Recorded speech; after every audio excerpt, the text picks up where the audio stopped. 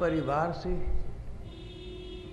सब प्रकार की मोह ममताओं से विरक्त होकर मन को भगवान में और भगवान की कथाओं में लगाकर गंगा जी के किनारे बैठे ऋषि महर्षियों के बीच भगवान सुखदेव जी महाराज से प्रकार प्रकार की अमृत वाणी का श्रवण कर रहे हैं। पंचम स्कंध के इस अंतिम अध्याय में परीक्षित बड़ा उत्सुक और रोचक प्रश्न पूछते हैं। भगवान,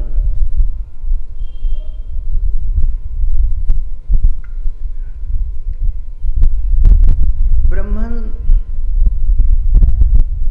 ये तो स्पष्ट हो चुका कि मनुष्य के बार बार अनेक अनेक जन्म होते हैं।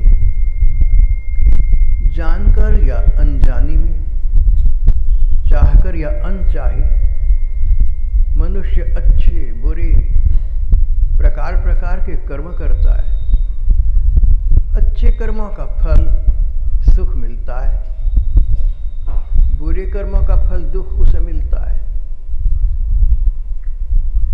जो बड़े पापी हैं, महापापी हैं, जिनके पापों का फल देने में ये संसार, ये प्रकृति सक्षम नहीं है, उन अक्षम्य अपराधियों को, उन महापापियों को नरकों में जाना पड़ता है। मैं ये जानना चाहता हूं कि नरक सचमुच है भी सही या लोगों को डराने धमकाने के लिए कह दिए गए हैं। ये नरक हमारी इसी पृथ्वी पर है या इस पृथ्वी के कोई देश विशेष है, या स्वर्ग, पृथ्वी और पाताल तीनों लोकों से परे हैं? कहाँ है ये नरक? हैं तो कहाँ है? मैं इनकी स्थिति जानना चाहता हूं। श्री सुखदेव ने गंभीर स्वर में कहा, महाराज, नरक हैं और त्रिलोकी के भीतर ही हैं। दक्षिण दिशा की ओर पृथ्वी से नीचे जल के ऊपर स्थित हैं। नरकों के राजा यमराज कहलाती हैं। यमराज भगवान सूर्य के पुत्र माने गए हैं। अब प्रसंगवश एक बात ये कि श्री यमुना जी, जो यहाँ नदी रूप में प्रवहमान है, श्री यमुना जी सूर्यदेव की पुत्री हैं। इस प्रकार यमराज और यमुना जी बहन भाई हुए। अगर हम यमुना जी की कृपा दृष्टि में हैं, कृपा कटाक्ष में हैं, सो ही वृंदावन भगवान की लीला भूमि। और यमुना जी भगवान कृष्ण की 8 महारानियों में से एक हैं।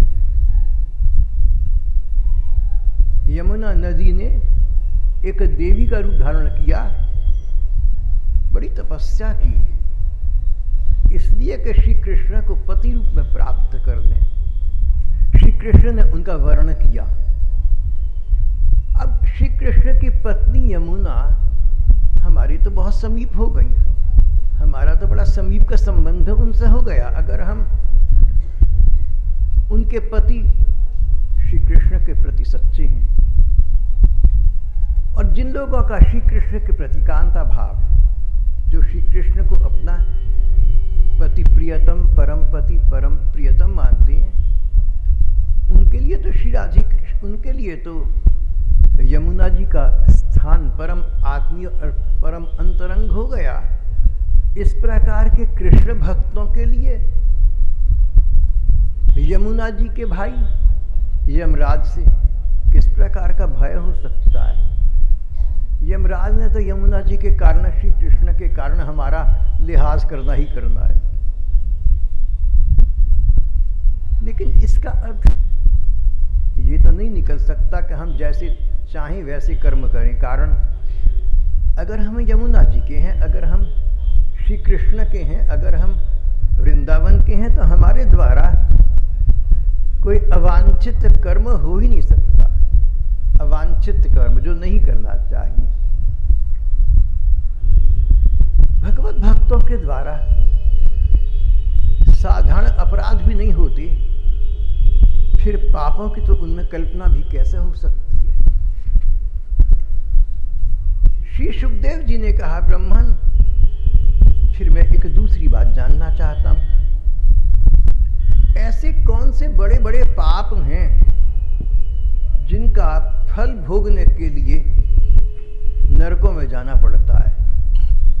नरक में जो पीड़ा मिलती है वो एक तो असहनीय है, असह्य है, और दूसरे उसका अंत नहीं है। इस संसार में किसी व्यक्ति की बाह कट जाए, कष्ट तो बहुत मिला, लेकिन बाह कटने के कष्ट का तो मानो अंत हो गया, क्योंकि 12, 13, 14, 112 तो बाह नहीं कट सकती। नरक में जो महापापी जाते हैं, अगर ऐसा माने कि यमदूतों ने उनकी बाह काट दी, उनको कष्ट हुआ, दोबारा बाह उग आई, दोबारा काटी, फिर वही कष्ट हुआ, तीसरी बार फिर उग आई, 100 बार, 100,000 बार, लाखों करोड़ों बार उस एक ही व्यक्ति को अपने अंग कटवाने का कष्ट 1000, लाख और करोड़ बार मिल सकता है।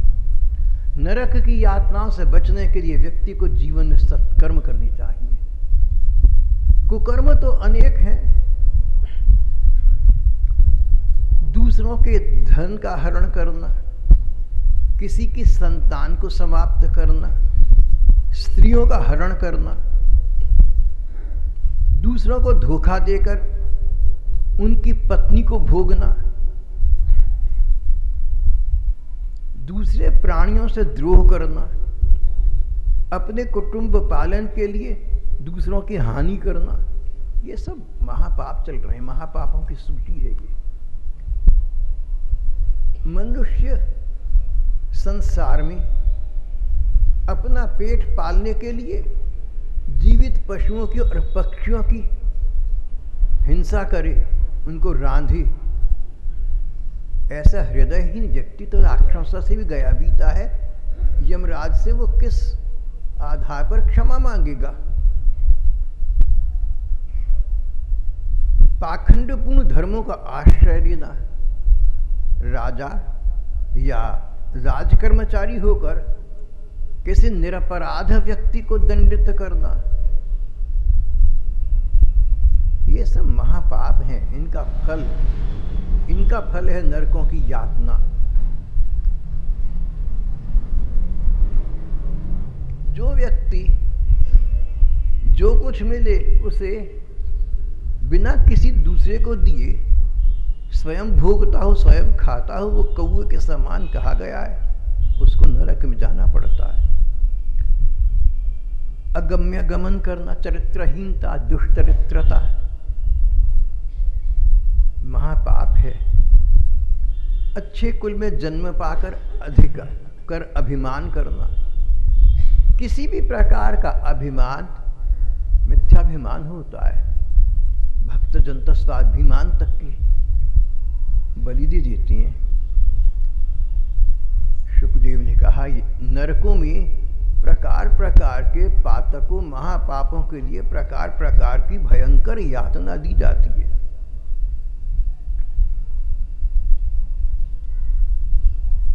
परीक्षित अपना पूरा जीवन न केवल सदाचार में, प्रत्युत भगवान कृष्ण के प्रति प्रेमा भक्ति में यापन कर चुके थे। उन्हें तो किसी बात की आशंका का प्रश्न ही नहीं है, वो तो मृत्यु के सिर पर पांव रखकर जाने वालों में से है। लेकिन भले ही 4-5 दिन के बाद उनके शरीर की मृत्यु होने वाली है, ऐसे प्रश्न करते हैं कि मैं तो चला जाऊंगा, लेकिन पीछे वालों का कल्याण हो जाए। सुखदेव जी से फिर प्रश्न करते हैं, ब्राह्मण, यदि कोई व्यक्ति जघन्य कर्म करे, बड़ा कोई बाहरी पाप कर दे और उसके बाद प्रायश्चित करे, पश्चाताप करे, उसकी क्या गति होती है? अब देखिए आप, पाप कर्म दो प्रकार के हो गए। एक तो वो जिनको आप कदाचित, जिनको हम संभवतः निर्मूल कर सकते हैं। किसी से 20,000 रुपया लिया, समय पर दिया नहीं, वायदा किया, नहीं किया, तो वायदा फरोशी हो गई, दूसरे का पैसा रख लिया, पाप हो गया। अब मन को संताप हुआ कि भैया मैंने तो किसी हितैषी से पैसे लिए थे, लेकिन मैं वापस देने वाला नहीं बना, मेरे से अपराध हुआ, तो जितने समय के बाद जाकर उसने पैसे वापस करे, उस हिसाब से थोड़े अधिक पैसे भी दे दिए।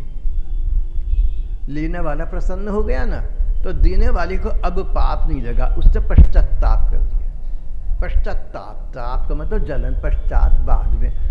कर्म करने के कुकर्म करने के पश्चात उसके मन को ताप हुआ, पश्चाताप हुआ, और पश्चाताप को समाप्त करने के लिए उसने अगला नया अच्छा कर्म किया, वो प्रायश्चित कहलाता है। जिस व्यक्ति ने प्रायश्चित कर लिया, उस व्यक्ति के उस पाप का कर्म का फल तो समाप्त हो गया, अब वो दंडनीय नहीं रहा।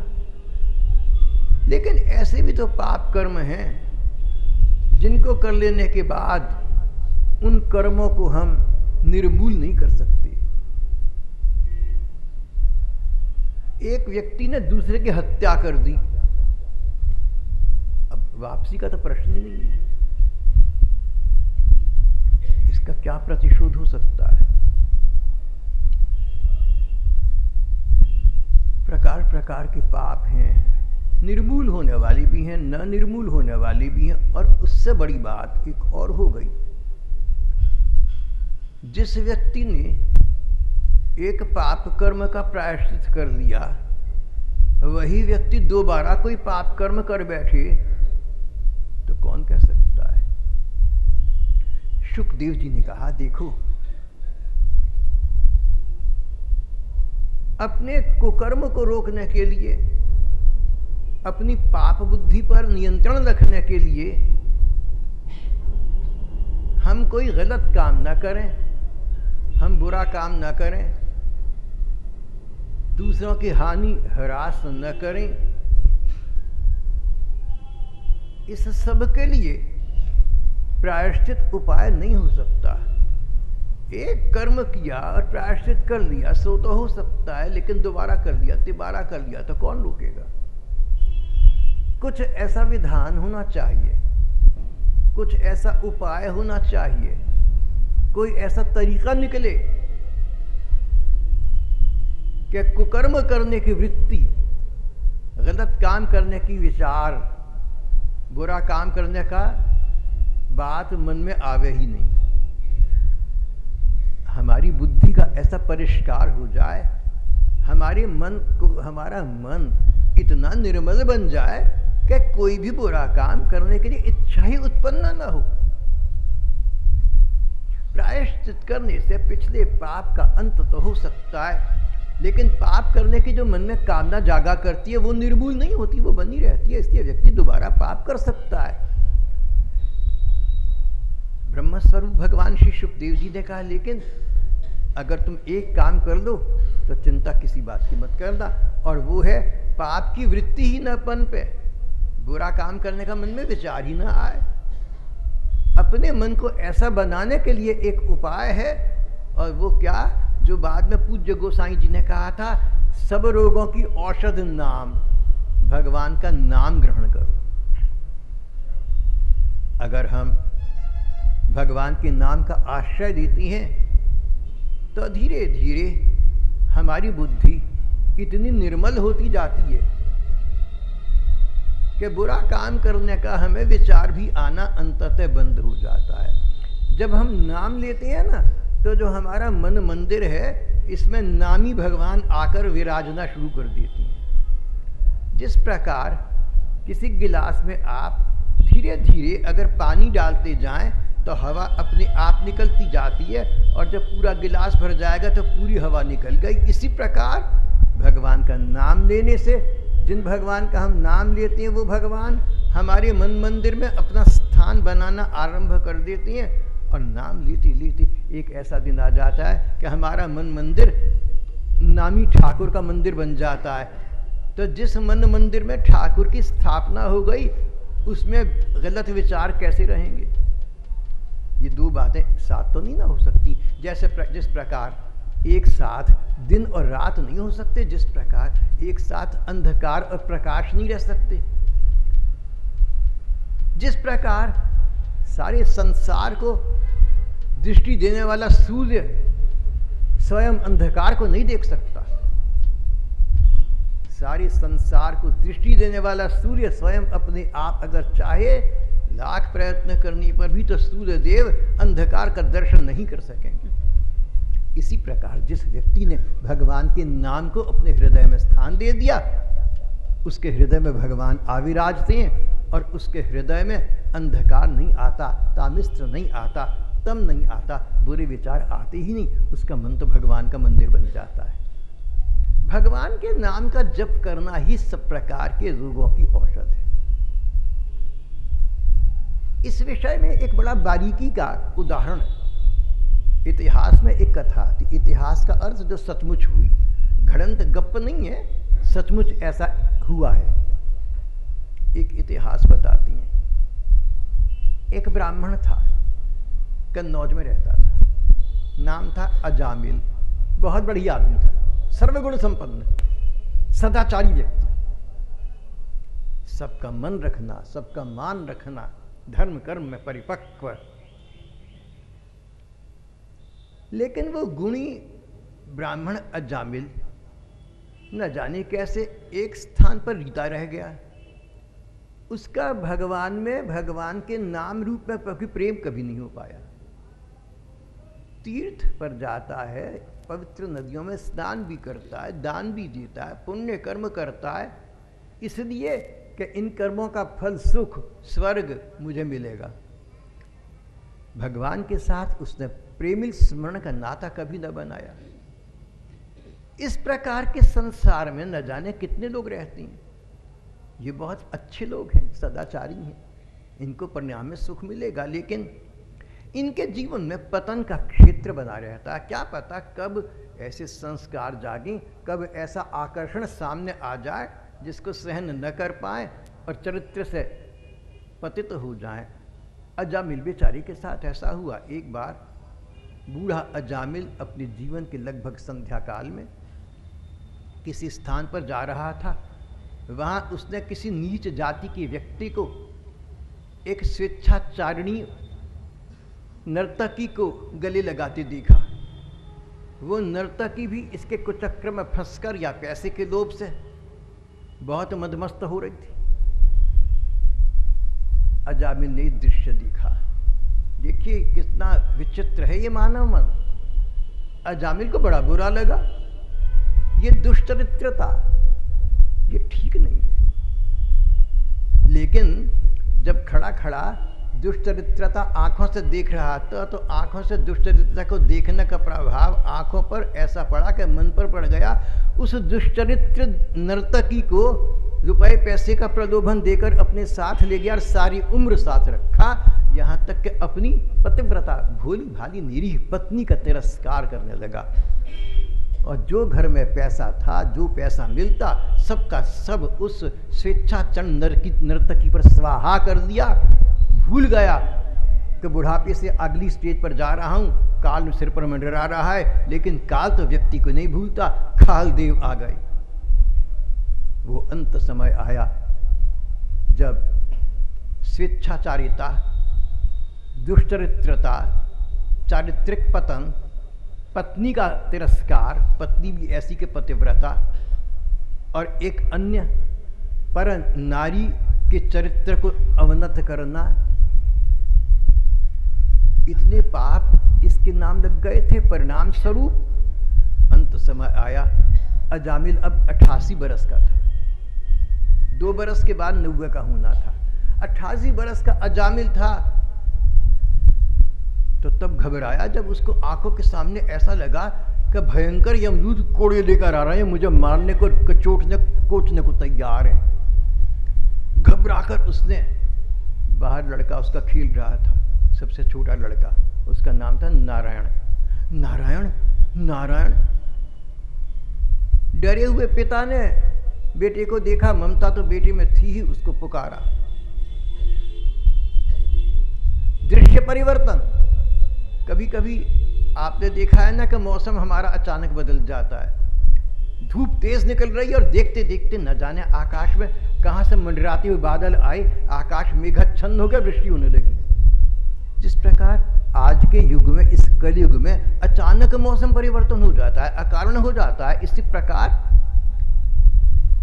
अजामिल के सामने एकदम दृश्य परिवर्तन हुआ। उसने देखा भगवान विष्णु से मिलते जुलते 4 भगवान विष्णु के दूत सामने आ गए हैं। उन्होंने यमदूतों को रोक दिया।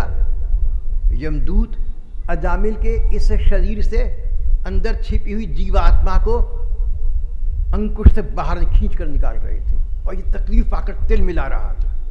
मृत्यु के समय पापी लोगों को बड़ा कष्ट होता है। जिस प्रकार हमारे वेदों में लिखा है, जिस प्रकार शुरू ही में आप 2 कागजों को गोंद से पक्का चिपका दें और बरसों के बाद उन दोनों कागजों को एक दूसरे से अलग करना चाहें तो बड़ा कठिन है। इसी प्रकार जब जीवात्मा किसी शरीर में आकर विराजता है और जन्म लेता है तो आत्मा और शरीर 2 कागजों की भांति इतना चिपक जाते हैं कि जब दोनों के अलग होने का समय आता है तो बड़ा कष्ट होता है। ऐसा वेदवाणी में कहा गया है।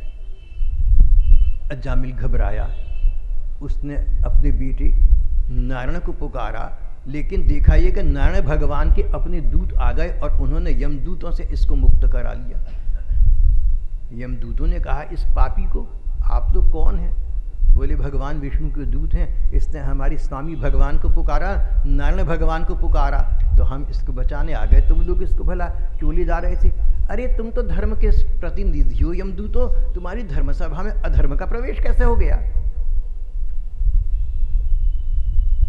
खोया आत्मविश्वास यमदूत मानो पुनर्जागृत हुआ।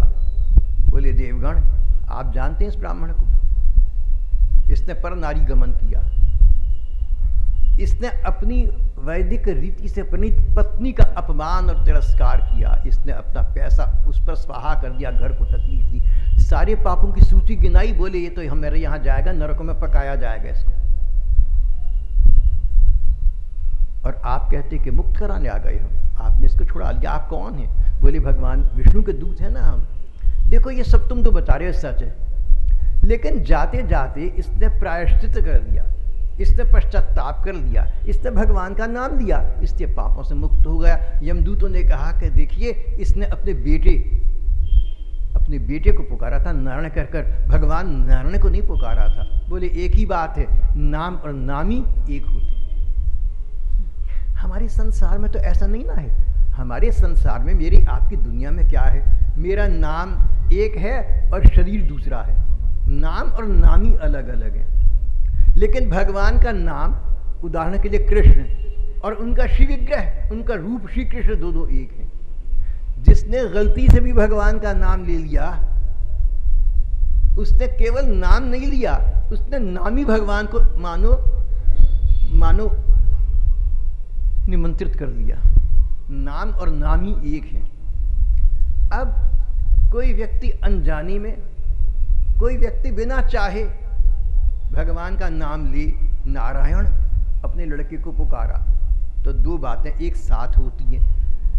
नारायण कहकर बेटे को पुकारने वाला व्यक्ति अंतर मन में ये तो जानता था ना कि नारायण नाम भगवान का होता है। उसने ये तो नहीं सोचा कि मैं अपने बेटे का नाम नारायण रखूंगा तो दुनिया आगे भी नारायण नाम रखेगी, ये नारायण नाम का उद्घाटन कर रहा है। उसको पता था कि भगवान का नाम है।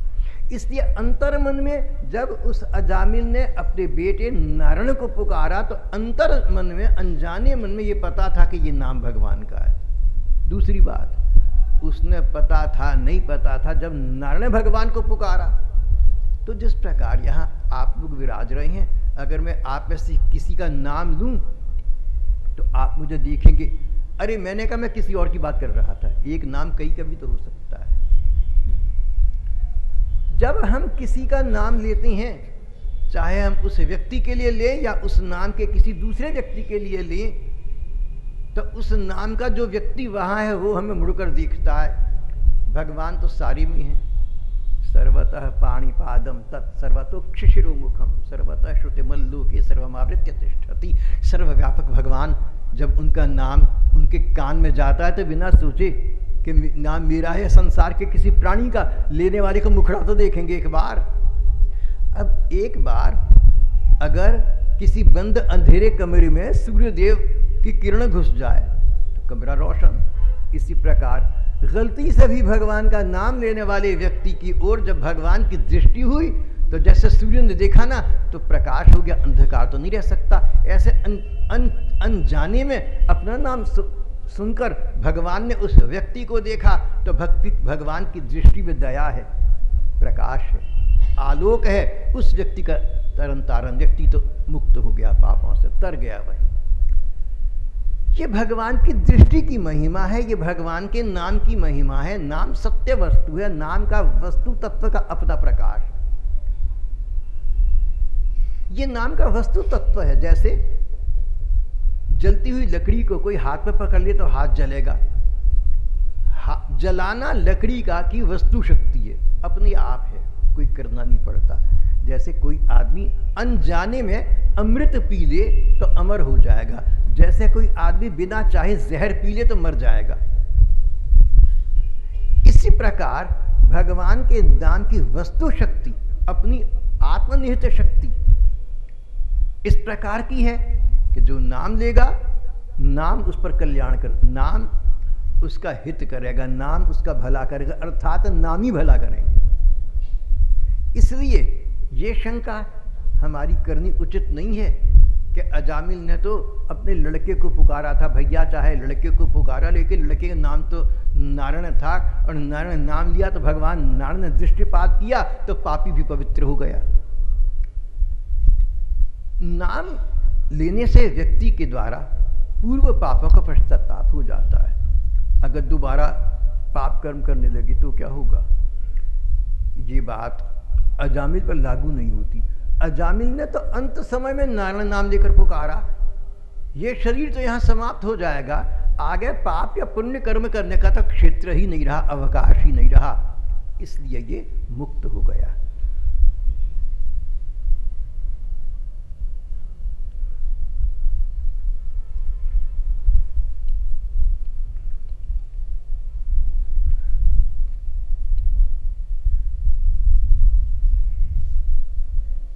तो सिद्धांत ग्रंथकार ने स्थापित किया कि अगर एक व्यक्ति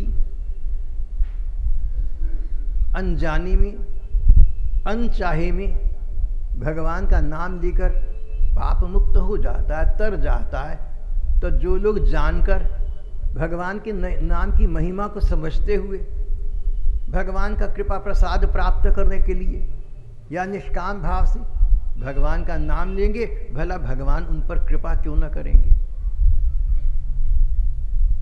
किम पुनर्ब्राह्मणा पुण्या भक्ता राजर्षस्तथा। अरे अगर पापी लोग भगवान का नाम लेकर तर जाएंगे तो पुण्यात्मा लोग क्यों न तरेंगे, और फिर भक्त क्यों न तरेंगे, और फिर भगवत प्रेमी क्यों न तर जाएंगे। भगवत प्रेमी तो भगवान का नाम लेंगे ना तो तरन तारण हो जाएंगे, स्वयं तो तर जाएंगे, दूसरों को भी तार देंगे। सतरती स लोकांश तारयति। ऐसा व्यक्ति स्वयं तो तर ही जाता है, आसपास वालों को भी मुक्त कर देता है, आसपास वालों को भी तार देता है। ऐसे भगवत प्रेमी भक्त की महिमा हमारे धर्म ग्रंथों में बार बार गाई गई है। जब हम देखते हैं कि नाम की इतनी महिमा है तो एक बात का विचार मन में रखना चाहिए। जो हमारे आज के युग में एक ऐसी परिपाटी, एक ऐसी परंपरा, एक ऐसा रिवाज बन गया ना कि छोटे बच्चों के नाम कुछ जो चाहा सो रख दिए। चाहे तो उन नाम का व्याकरण में कोई व्युत्पत्ति हो या ना हो, कोई अर्थ निकले नहीं निकले, तो ये ठीक बात नहीं है। माता पिता को चाहिए कि अपने भोले भाले निरीह बच्चों के साथ अन्याय न करें, उनके अच्छे नाम रखें, उनके भगवत परक नाम रखें। किसी भी कारण से छोटे बच्चों के नाम इधर उधर के मत रख दीजिए, अच्छे नाम रख दीजिए। एक पापी ने बेटे का नाम नारायण रखा था, उससे तर गया था।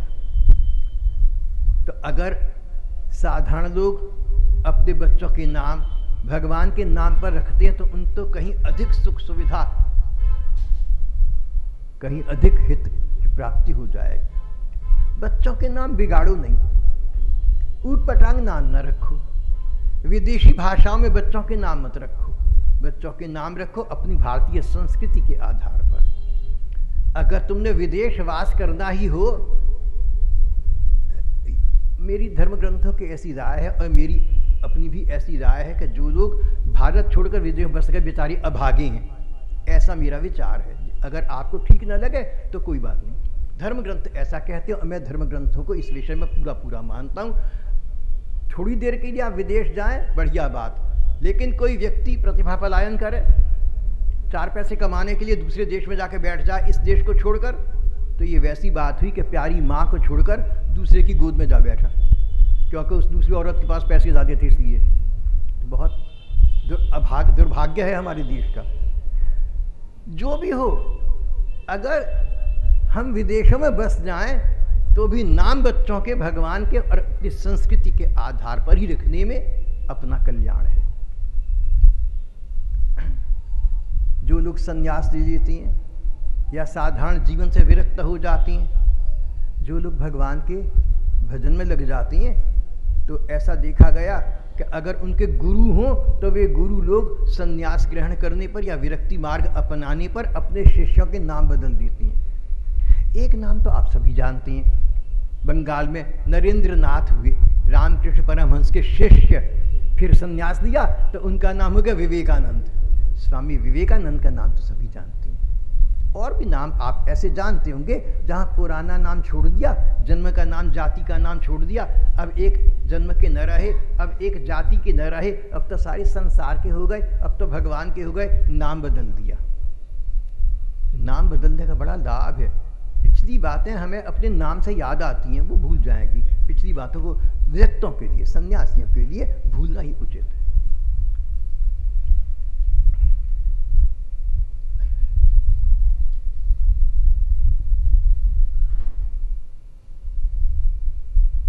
राजा परीक्षित प्रश्न का उत्तर सुनकर संतुष्ट हो गए, समझ गए अन्य श्रोताओं के लिए और आगे आने वालों के लिए नाम की महिमा का अच्छा विस्तार, अच्छा प्रकाश हो गया है। अगला प्रश्न किया, भगवान आपने बताया कि 10 प्रचेताओं के एक पत्नी मालिशा थी, आप प्रचेताओं का वंश वर्णन कर रही थी। अगर प्रचेताओं के वंश में कोई भगवत भक्त हुए हों, कोई ऐसे वंशज हो जिनसे भगवान की लीला कथा का विस्तार होता हो, तो आप कर्णामृत हमें पान कराएं, हम आपके अनुग्रहित होंगे। सुखदेव जी ने सुनाया हाल। 10 प्रचेता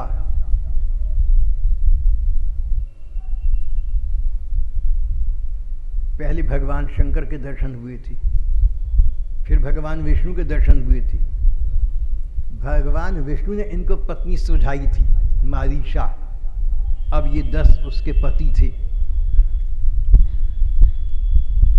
इन प्रचेताओं के एक पुत्र का जन्म हुआ, पुत्र का नाम रखा दक्ष।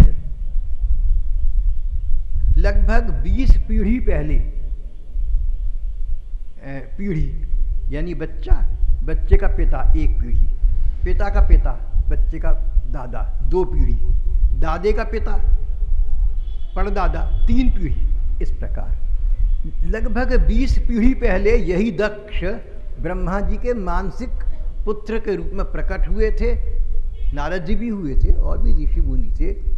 इन दक्ष का विवाह हुआ सती नाम की इनकी कन्या थी। दक्ष ने कन्या के पिता भगवान शंकर का अपमान किया। बेटी सती योगाग्नि में भस्मीभूत हो गई थी। ये कथा आप सुन चुके हैं। 20 पीढ़ी पहले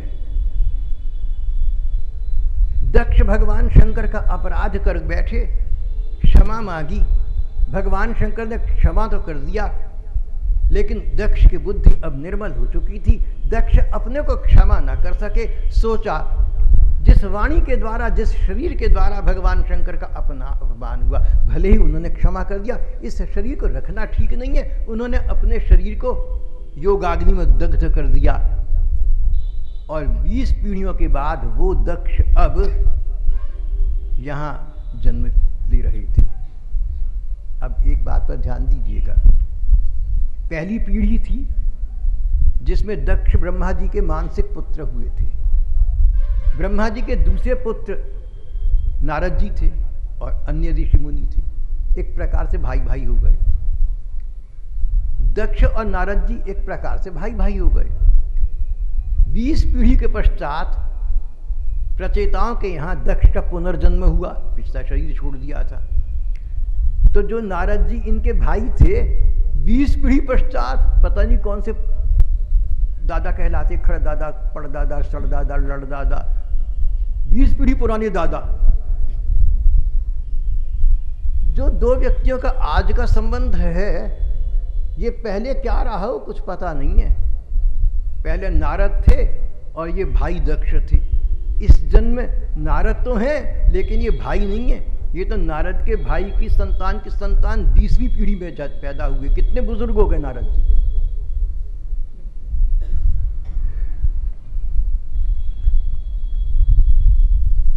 जब दक्ष पहले जन्म में सृष्टि के समय में थे, तो इनकी पत्नी का नाम प्रसूति था। प्रसूति देवहूति की बहन थी। देवहूति और प्रसूति मनुष्य रूपा के बच्चे थे। प्रसूति इनकी पत्नी थी 20 पीढ़ी पहले। 20 पीढ़ी के बाद इनका विवाह हुआ। पत्नी का नाम था असिंकी। पत्नी बदल गई। ये तो होता रहता है। पुनर्जन्म का सिद्धांत भाई यही तो बतलाता है कि जो आज के तुम्हारे इष्ट मित्रगण हैं, कोई माता हैं, कोई पिता हैं, कोई भाई हैं, कोई सखा है, कोई संतान है, पहले ये सब का संबंध आपसे ये नहीं रहा था। केवल इस जन्म का है। जब तक है तब तक है और इसके बाद भी नहीं होगा। इसलिए किसी व्यक्ति को लेकर हंसना या रोना ना समझिए। उसमें समय बर्बाद करना अपनी प्रतिकूल जाना है। दक्ष ने भगवान को प्रसन्न किया। भगवान प्रकट हुए। दक्ष ने कहा, भगवान ब्रह्मा जी ने मुझे सृष्टि संसार की आज्ञा दी है।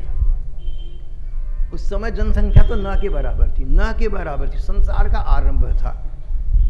भगवान ने दक्ष में ऐसा शक्ति संचार किया, ऐसा उनको चार्ज कर दिया, ऐसा शक्ति उनमें अनुप्राणित कर दी कि उनके पहली बार में 10,000 पुत्र हुए। अब ये 10,000 पुत्र भगवान विष्णु के कृपा प्रसाद से हुए थे।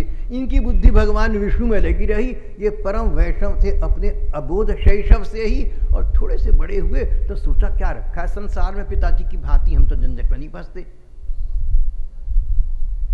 चल पड़ी घर से बाहर निकलकर, हम तो विरक्त होकर भगवान का भजन करेंगे, संसार का बिखड़ा कौन करे। नारद जी मिले, जानते थे इनकी बुद्धि विरक्ति गामिनी है, तो उनको और पट्टी पढ़ाई, उनको और समझाया। ऐसी ऐसी बातें कहीं कि वो बच्चे नारद जी की बात से अपने पथ पर और भी परिपक्व हो गए, विरक्त हो गए, घर वापस आई नहीं। दक्ष को पता लगा, बुरा लगा, लेकिन दोबारा उन्होंने 1000 पुत्रों को फिर जन्म दिया। घर से बाहर निकले, नारद जी सर्वज्ञ हैं, जानते थे इनके पास आए बोले मूर्खों, तुम्हारे बड़े भाई विरक्त हो गए, भगवान में लग गए, तुम क्यों झंझट में फंसोगे? देखो तुम्हारी निर्मल बुद्धि है ना, तुम बड़े भाइयों की तरह से भगवान के पथ पर लग जाओ। व्यक्ति जैसा होता है ना, दूसरों को वैसा ही सोचता है कि उनके लिए उचित यही है। तो परम विरक्त, परम वीतराग, परम तेजस्वी श्री नारद जी जाके उन बच्चों के कान भर दिए, उनको भी व्यक्ति पथ पर लगा दिया। 1000 वे बालक घर वापस ना आए, सब भगवान के भजन में लग गए। उन्होंने तो अपना जीवन सफल कर लिया। लेकिन जब पिता दक्ष को पता लगा तो बहुत बिगड़े। बोले नारद, मैं तुझे जानता हूं, 20 पीढ़ी पहले तू ब्रह्मा जी का पुत्र हुआ था, तब भी मैं दक्ष था। नारद, तेरी बिगड़ी बुद्धि तब से चली आ रही है, तब भी तूने ब्रह्मा जी के आगे संसार में प्रवेश करने से इनकार कर दिया था, पिताजी की आज्ञा का उल्लंघन करा, और वही आज अपने वीणा लिए घूमता फिरता रहता है। जब तक व्यक्ति गृहस्थ का अनुभव नहीं करता, तब तक सच्चे अर्थ में विरक्त नहीं हो सकता। और तू जहां तहां भागा फिरता है, तूने बच्चों का विचारों का सारा बिगाड़ कर दिया। मैं तुझे शाप देता हूं कि आज के बाद तू एक स्थान पर अधिक कहीं ना टिक सकेगा, जा अब यहां से। कथाकार कहती हैं कि नारद जी ने बच्चों से अपने अनुभव की बात कही, उन बच्चों को लाभ हुआ। और दक्ष ने अपने हिसाब से बात कही, जिसका जैसा चरित्र, जैसा स्वभाव, वैसी बात कहती हैं। देखिए, दक्ष ने ये जानते हुए कि ये नारद जी ब्रह्मा के मानसिक पुत्र हैं, उनको शाप दिया, एक स्थान पर टिके न रह सकोगे। जब दक्ष ने शाप दिया तो नारद जी बड़े प्रसन्न हुए। अब देखिए भक्तों का चरित्र कैसा होता है। नारद जी अगर चाहते तो इतने ब्रह्म बल से संपन्न थे कि सूर्य की गति को रोक दें, एक दक्ष का 1 करोड़ दक्षों को क्रोध की दृष्टि डालकर भस्म कर दें। उस दक्ष ने सर्वज्ञ नारद जी को शाप दिया, लेकिन सर्वसमर्थ नारद जी ने बदले में भी शाप नहीं दिया। बार बार भागवत में यही आता है ना, कोई बैर करे ना, तुम बैर सोचना भी नहीं, कोई बुरा करे तुम बुरा करना सोचना भी नहीं। यही वैष्णवता है, यही संदेश भागवत का हमारी आपके नाम है। इसी के लिए ये हम छोटा सा मंच बनाकर कथा कर रहे हैं। इतना ही नहीं, बदला न लिया, बदले में शाप न दिया, बात यहां समाप्त नहीं होती। नारद जी के मन ने कहा कि दक्ष मेरा परम हितैषी है, साधु का काम है पानी की तरह बहता आगे चला जाए, नहीं तो कीचड़ हो जाता है। मेरे लिए बहुत अच्छा हो गया, अब तो वीणा बजाते हरि गुण गाते हम जहां तहां जाया करेंगे। नारद जी की अबाध गति थी, दैत्य और देवताओं के अंतरंग स्थल में सीधे चले जाया करते थे, इतना सम्मान था नारद जी का। बोले भैया अब अच्छा रहेगा, हर समय हरि गुण गाते वीणा बजाते जहां तहां रमण भ्रमण करेंगे। भगवान नाम से अच्छा और क्या है, श्री कृष्ण गोविंद हरि मुरारे, और भी अधिक नामोच्चारण में लग गए। सुखदेव जी कहते, परीक्षित साधुता बस इसी का नाम है कि सामर्थ्य होने पर भी अपने बुरा करने वाले व्यक्ति का बुरा करना तो दूर रहा, बुरा करना हम सोचे भी नहीं। और इतना ही नहीं, उसके प्रति हितैषिता की भावना रखें, भगवान से उसको कल्याण की कामना करें।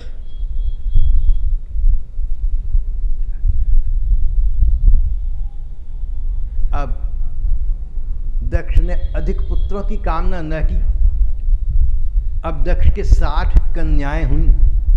इन 60 कन्याओं के वंश में विश्वरूप नाम का एक बहुत विद्वान और ज्ञानी युवक उत्पन्न हुआ। एक बार देवराज इंद्र अपने गुरु बृहस्पति जी का कुछ अपमान कर बैठे। गुरुजन, महापुरुष और भगवत भक्त बदला लेना तो नहीं सोचते किसी से, लेकिन हाँ अपने आप को दूर हटा लेते हैं। बृहस्पति जी ने अपने को देवराज की इंद्र नगरी से हटाकर, अमरावती से हटाकर, न जाने अपने आप को तपस्या में कहाँ छिपा लिया। देवता स्वभाव से कुछ स्वार्थी होती हैं, क्योंकि इनको सुख, ऐश्वर्य और भोग चाहिए। जो व्यक्ति शरीर के सुखों को चाहता है वो स्वार्थी तो होगा। जहां काम निकला वहीं देवराज इंद्र ने विश्वरूप नाम के इस विद्वान नवयुवक का गुरु रूप में अवर्ण कर लिया। न सही बृहस्पति जी, ये भी तो उतना ही विद्वान है। विश्वरूप का गुरु रूप में वर्ण कर लिया।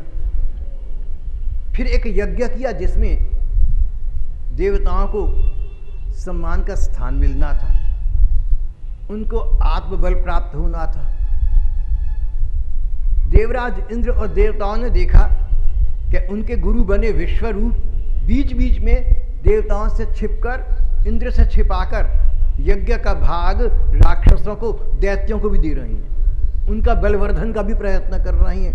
भेद खुला। विश्वरूप की मां का नाम था रचना, विश्वरूप के पिता का नाम था त्वष्टा। विश्वरूप की मां रचना राक्षसों की बहन थी, राक्षस इसके मामा जी हुए। तो ये अपने मां के उन भाइयों का, दैत्यों का हित करने के लिए चुपचाप उनको भी यज्ञ में भाग दे रहा था, उनका भी कल्याण कर रहा था। देवराज इंद्र से ये द्रोह सहन न हुआ, तुरंत उन्होंने इसकी हत्या कर दी। जब विश्वरूप के पिता त्वष्टा को पता लगा कि मेरे बेटे की इंद्र ने हत्या कर दी, बोले ब्रह्म हत्यारा इंद्र हमसे कैसे बचेगा, हम तपोधनी हैं, हम इंद्र की तरह रुपए पैसे के पीछे, भोग सुख के पीछे पागल नहीं होते, हमारे पास तप का परम धन है। और तपोधन का प्रयोग त्वष्टा ने क्या किया? देखिए, धन हो आपके पास, उसका आप अच्छा बुरा जैसा चाहे प्रयोग कर लें, जहां भी प्रयोग करेगा धन का व्यय तो हो जाएगा। तपोधनी त्वष्टा को क्रोध आया हुआ था, उन्होंने तपोधन को आधार बनाकर एक दुष्ट दैत्य को उत्पन्न करा, भयंकर दैत्य उत्पन्न करा। इसका नाम था वृत्रासुर, और बोले कि जाकर इंद्र को समाप्त कर दो।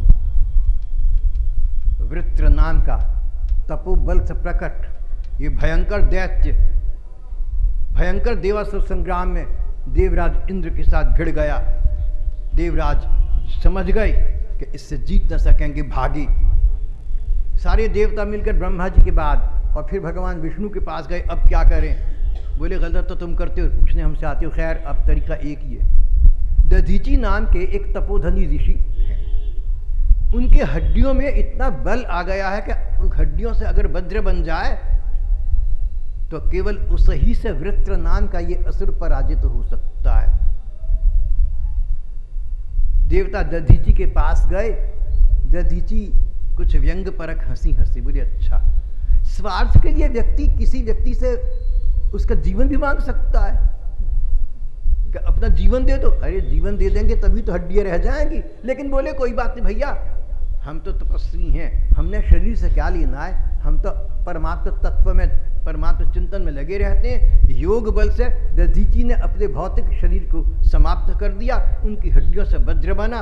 उस वज्र को लेकर देवराज बड़े आत्मविश्वास से स्वरांगण में पहुंचे और सामने वृत्रासुर को पाया। भयंकर युद्ध हुआ। यहाँ हम 10 मिनट का शायद विश्राम देंगे संकीर्तन के लिए। कीर्तन संग्रह में से 31 नंबर पर कीर्तन है, वो कर रहे हैं। 31 नंबर। 31 नंबर क्या कीर्तन है? हे नव किशोर नवनीत चोर, तुम प्राण हमारे, हम प्रणत। नंबर 31।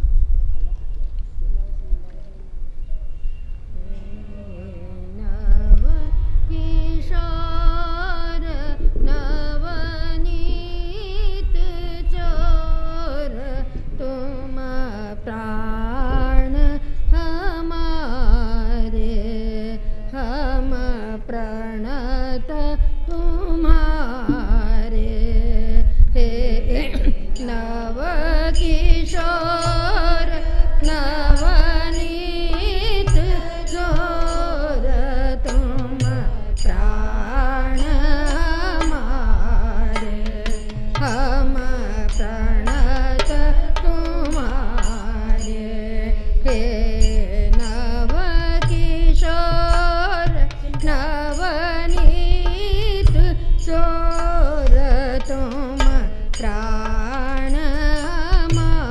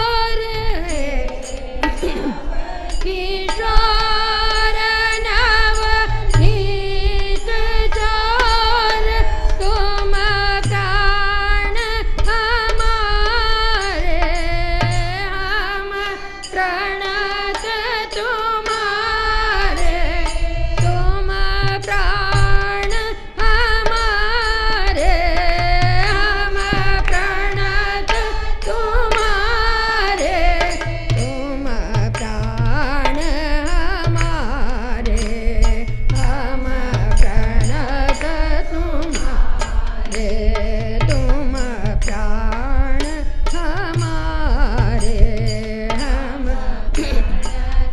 तुम्हारे तुम प्राण हमारे हम प्रणत तुम्हारे तुम प्राण हमारे हम प्रणत तुम्हारे तुम प्राण हमारे हम प्रणत तुम्हारे तुम प्राण हमारे हम प्रणत तुम्हारे तुम प्राण हमारे प्रणत तुम्हारे तुम प्राण हमारे हम प्रणत तुम्हारे तुम प्राण हमारे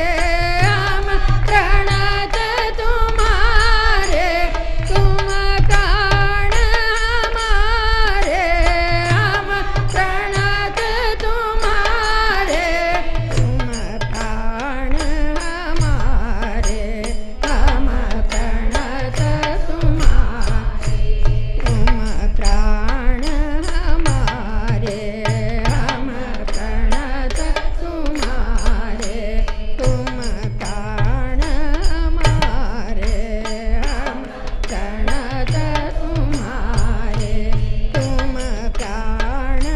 हम प्रणत तुम्हारे तुम प्राण हमारे हम प्रणत तुम्हारे तुम प्राण हमारे हम प्रणत तुम्हारे तुम प्राण हमारे हम प्रणत तुम्हारे तुम प्राण हमारे हम प्रणत तुम्हारे तुम प्राण हमारे हम प्रणत तुम्हारे हे नव किशोर नवनीत चोर तुम प्राण हमारे हम प्रणत तुम्हारे हे नव किशोर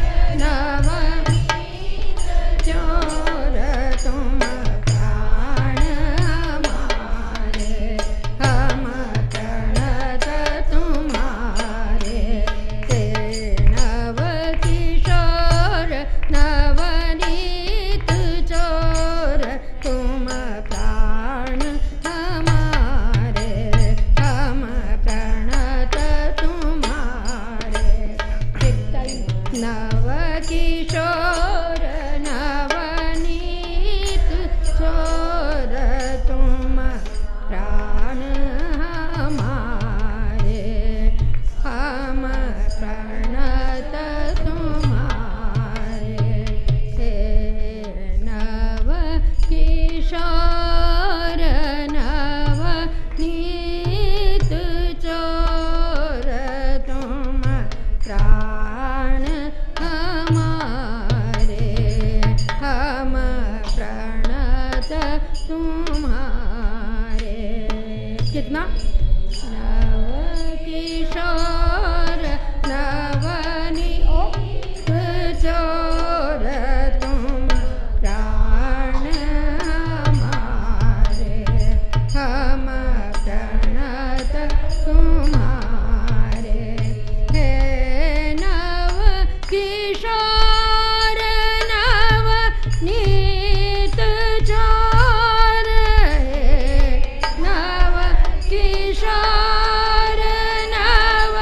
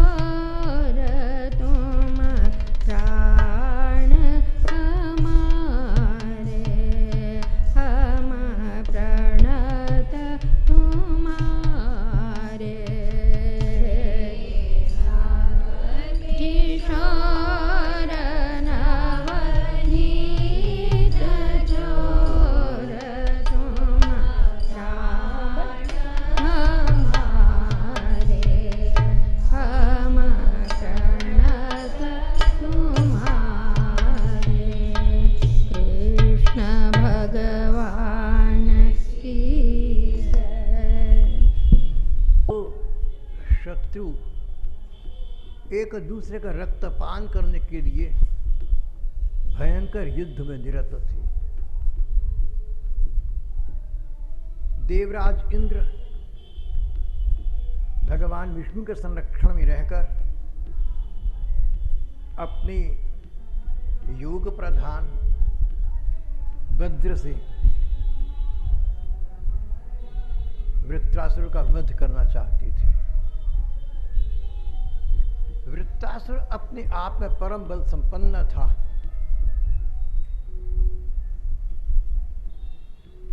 राक्षस था, भयंकर था और पुरस्चरण के द्वारा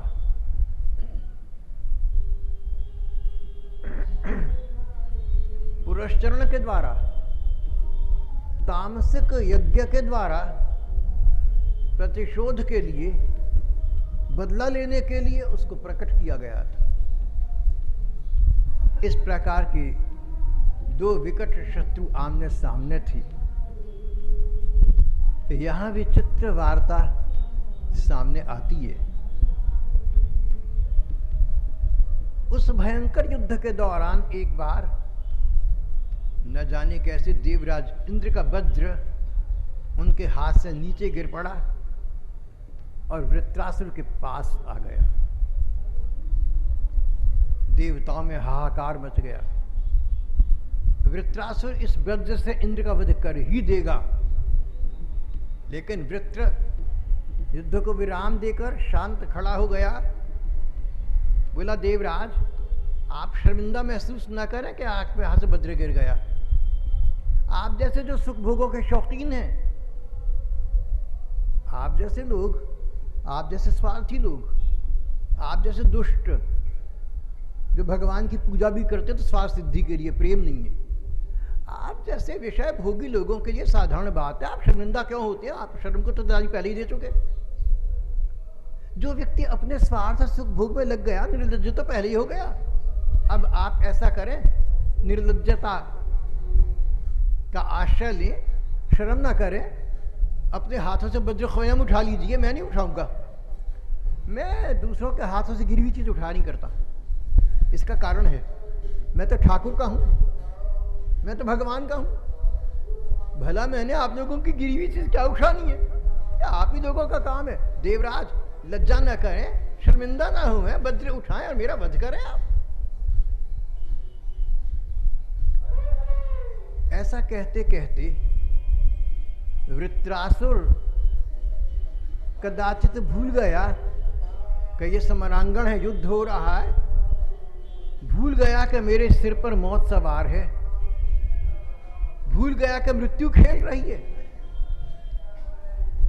सब कुछ विस्मरण हो गया। स्मरण रह गया तो केवल एक दृश्य। वृत्रासुर ने अपने मन की आंखों से देखा कि उसके सामने भगवान विष्णु प्रकट हो गए हैं। विचित्र बात। देवराज इंद्र लज्जित परास्त की भांति खड़ी हैं। भगवान विष्णु इनके परिपोषक हैं। वही भगवान विष्णु दुर्धर्ष दैत्य वृत्र की भाव नयनों के सामने प्रकट हैं। और मन की आंखों से भगवान को सामने देखा तो घोर भयंकर और विषैली बोली बोलने वाला असुर, न जाने क्या हुआ उसमें। उसका स्वर बदल गया, उसकी दृष्टि बदल गई, उसकी मुख मुद्रा बदल गई, भाव जो बदल गया था। भगवान जो सामने आ गए थे। अगर हम लोग, पहली बात तो अगर हम भगवत जन हैं तो हम कहीं लड़ाई झगड़ा करेंगे नहीं। और अगर कहीं लड़ाई झगड़ा करना पड़ जाए, कर बैठे, तो जहां भगवान का स्मरण हुआ हमारा मुख और मन शांत हो जाएगा। अगर हम देर तक लड़ाई कर सकते हैं तो इसका अर्थ यह हुआ कि भगवान का स्मरण हुआ ही नहीं। व्यक्ति वो है जिसके लिए भगवान ने गीता जी में बाद में कहा, मामनुस्मर युद्धच। जो व्यक्ति जीवन रूपी संघर्ष लड़ने के साथ साथ भगवान का स्मरण बनाए रखता है, वही भक्त है। वृत्र असुर था, लेकिन युद्ध भूमि में गीता को सार्थक कर रहा था। गीता वक्ता सामने आ गए और तब तो सब भूल गया, जय पराजय, मान अपमान सब विस्मृत हो गया। देखा भाव नयनों के सामने भगवान प्रकट हैं। उस समय वृत्र आत्महारा हो गया, देह गेह की सुध बुध गंवा बैठा। इंद्र से तो कहा था उठाओ वज्र और करो मेरा वध, सो भी ये सोचकर कि भक्त वही चाहता है जो भगवान चाहती है। भगवान विष्णु ने इसको मृत्यु से बचने के लिए और विजय प्राप्त करने के लिए दधीचि के हड्डियों के वज्र की बात की थी। अगर भगवान चाहते हैं कि इंद्र जीत जाएं, बच जाएं, तो मैं भी यही चाहता हूं कि इंद्र जीत जाएं और बच जाएं। गीता में भगवान ने बाद में ये बात कही थी, मन मना भव मद भक्तु। जो भगवान चाहते हैं हम भी वही चाहें तो हम भक्त हैं। भगवान चाहते हैं कि देवराज इंद्र जीत जाएं, तो दैत्य ने मन में चाहा कि दैत्य ने मन में चाहा कि देवराज जीत जाए, तभी कहा वज्र उठा लो ना। स्वयं नहीं उठाया, वज्र उठा लो, करो ना मेरा वध। भगवान अगर ये चाहते हैं कि इंद्र के हाथों वृत्र नाम के असुर का वध हो, तो वृत्र नाम का असुर भी यही चाहता है कि इंद्र के हाथों मेरा वध हो। बोला वज्र उठा लो, कर दो मेरा वध। इसका नाम प्रेम है, इसका नाम भगवत प्रेम है, इसका नाम भक्ति मार्ग है। भक्त यही चाहता है कि जो भगवान चाहते हैं मैं वही चाहूं, और भक्त वही कहता करता है जो सोचता है कि भगवान चाहते हैं कि मैं कहूं करूं। जब भगवान भाव नयनों के सामने प्रकट हो गए तो वृत्रासुर ने कहा, श्रीमद् भागवत में 6ठे स्कंध के 12वें अध्याय में कितना सुंदर श्लोक आ रहा है। श्लोक का संख्या क्रम है 26। अजात पक्षा इव मातरम खगा इत्यादि। भगवान सामने हैं। वृत्र बोला, भगवान आप अंतर्यामी हैं, आप अणु अणु में व्याप्त व्यापक हैं, मैं अपने मन की बात आपसे क्या कहूं। हे सर्वज्ञ, हे सर्वज्ञाता, क्या मेरे मन की बात तो तुम नहीं जानते हो? मेरे मन की इस समय क्या चाहत है, क्या स्थिति है, तुम सब जानते हो। भगवान जिस प्रकार चिड़िया का तुरंत नन्हा बच्चा, जिस प्रकार चिड़िया का नवजात बच्चा चिड़िया चुग्गा लेने बाहर चली जाए, पंख उगे नहीं है, बस माँ की राह देखता रहता है।